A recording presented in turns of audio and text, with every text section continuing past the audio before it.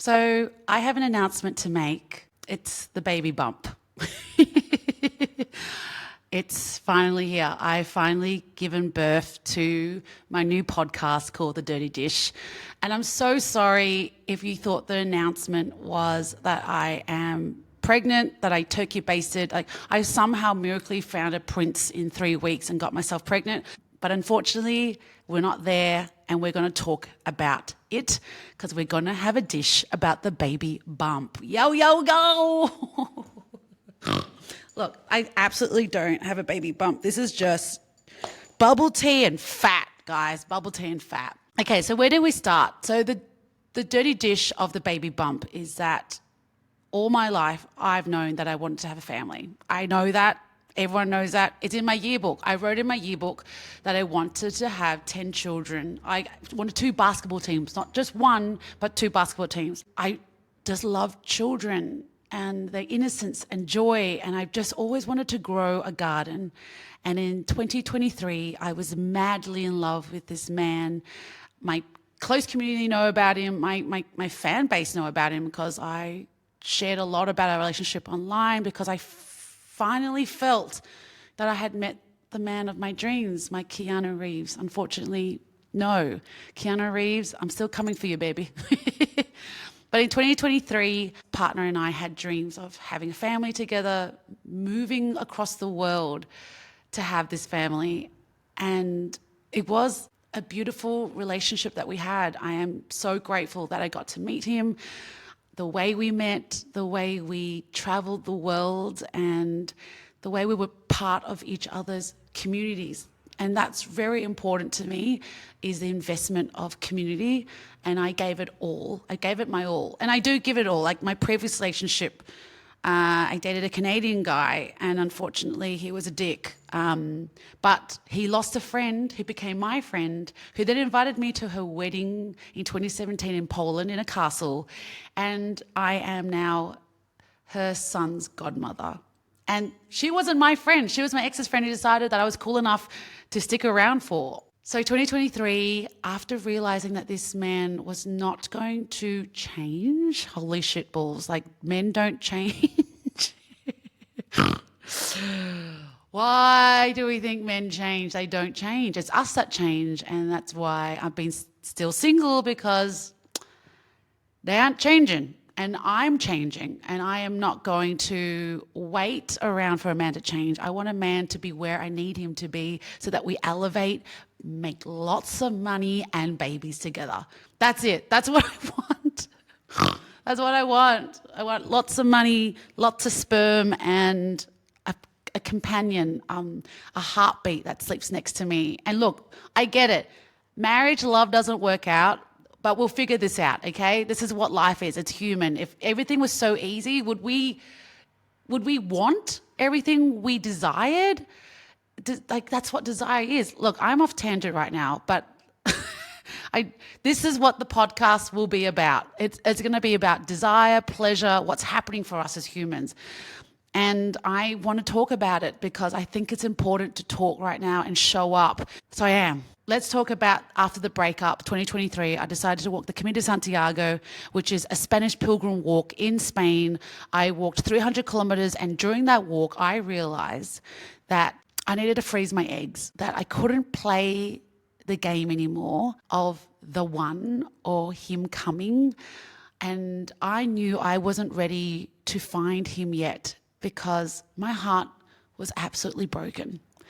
And on this Camino walk, I realized that I needed to give myself space and love and to see the world. And one of my biggest regrets was never living overseas. I wish I'd done the Monash University exchange program in Paris or France or somewhere. Like, I wish I was Belly from the summer I turned pretty, that I got to go to Paris, or Kerry, who went to Paris from Sex and the City. Like, I wish I had, as a young adult, seen the world, because I think it would have absolutely made me really cool. So yeah, on the Camino de Santiago, I just went, I can't have a baby yet, so I'm going to freeze my eggs. And it's written in my journal, write a TV show, write a book, travel the world and freeze my eggs. And so in 2023, after World Camino and traveling around Europe, I got back to Melbourne and froze my eggs and then created the Sunny Side Up Instagram account where I documented my baby journey. And I just want to say thank you for everyone who is in that very small community that went, hey, I want to follow your journey. And hey, I want to come see the show the year later called Sunny Side Up and hear about crazy 4 months of my life in 2023 where everything was smashed, broken, and I had to fucking resurrect like Jesus. It was a big resurrection. It was. So I froze my eggs and I got 6 eggs, and I'm constantly reminded every 6 months that I've got these eggs in storage, and I'm a hoarder and I find it very distressing that I don't have those eggs very close to me. So I froze my 6 eggs and I traveled the world. 2024, I took a sabbatical and decided to spend my money that I made from a theatre show here in Melbourne and decided to spend it and live in every city that I traveled for 10 days. I only stayed in one city for 10 days, didn't do little side trips. I just walked in every city. And as I did that, my bank account diminished. But I have to say, a year later, no regrets, because I spent it on me. That was my long service leave. After coming back from my sabbatical, I became very proactive in finding a partner. But then I also realized that my mindset, my body wasn't ready. And it became a quite distressing time, I have to say. I think coming back from my big trip really tripped me up. And I'll tell you why, is that for all of my life, I have told everyone that I wanted a family. Everyone. Every single person. A stranger on the street. I would make a comment like, I want to have babies. I want to be a mum.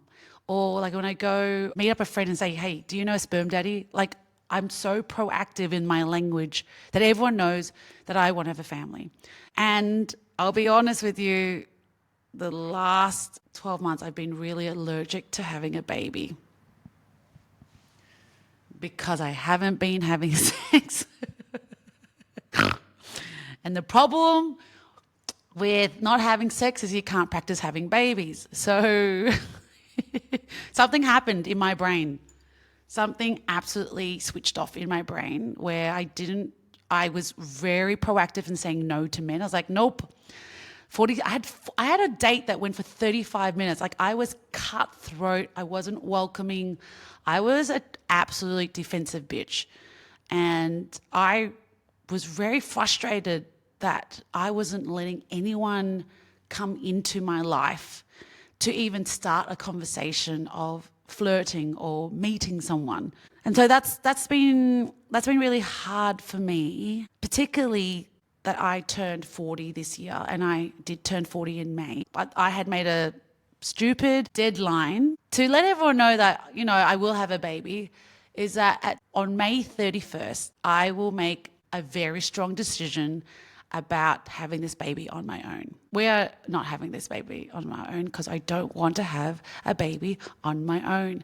And it's been really, really hard for my friends, my family to understand that I don't want to have a family on my own because I don't want to do another thing in my life by myself. But I do understand that eventually this will happen, but not right now. And why? Why, Dee Dee? Why? In 1998, I was 13 years old. It was a summer. My mum decided to leave me at home with my 2 little sisters while she went to Vietnam for 3 months during the summer. So that was the summer I turned mother. And she left me alone with my 2 sisters. My auntie would bring us food to feed us, and I had my mum's debit card.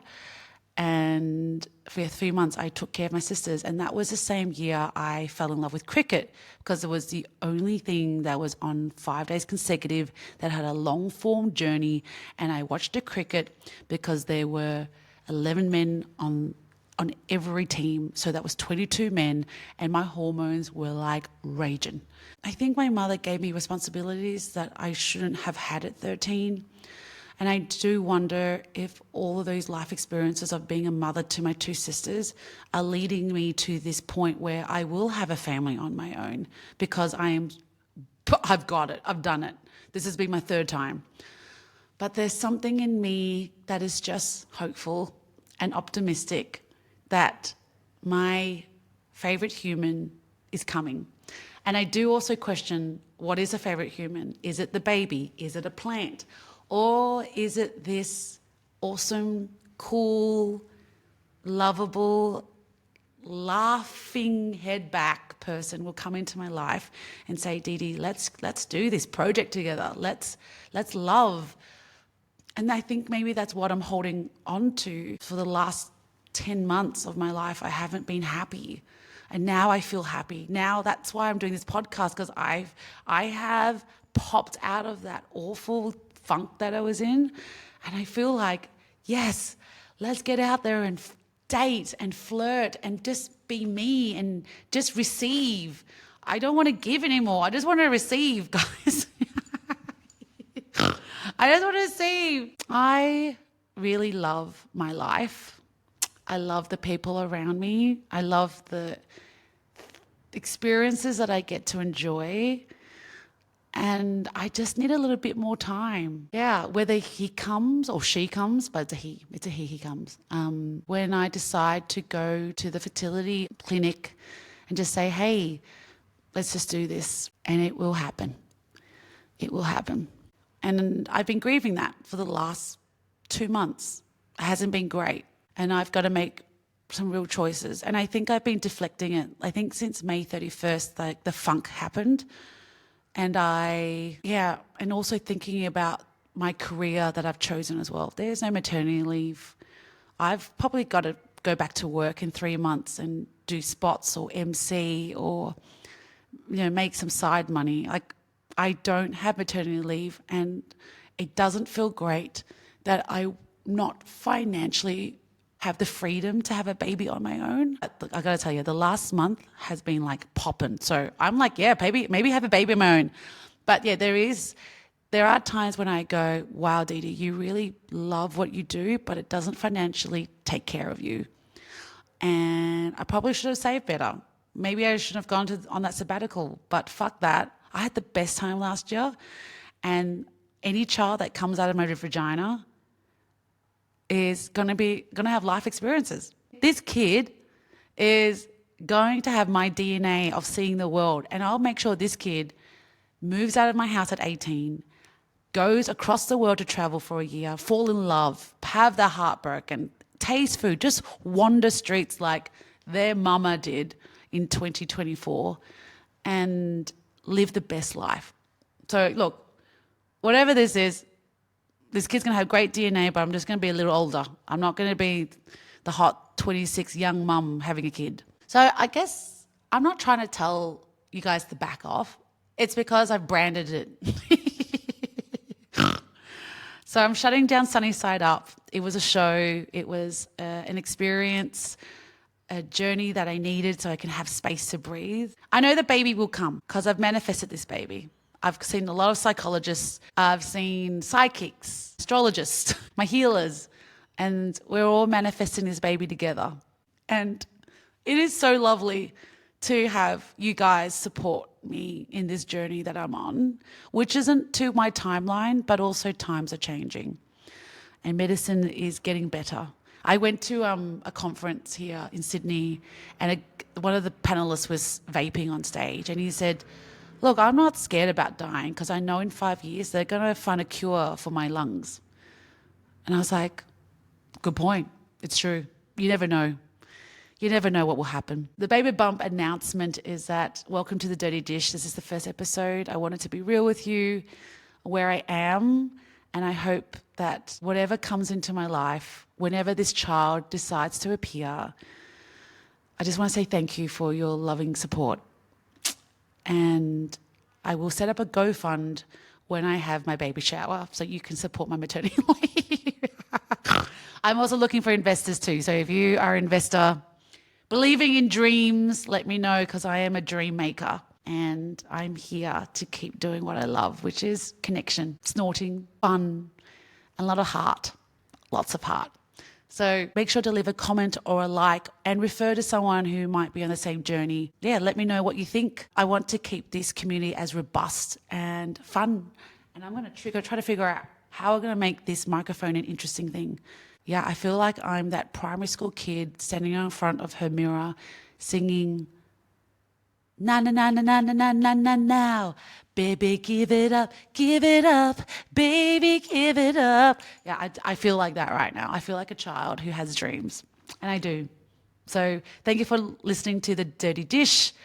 We'll see you very soon. Please remember to like, share, let people know. Please. And you can find us on all social media platforms. Bye.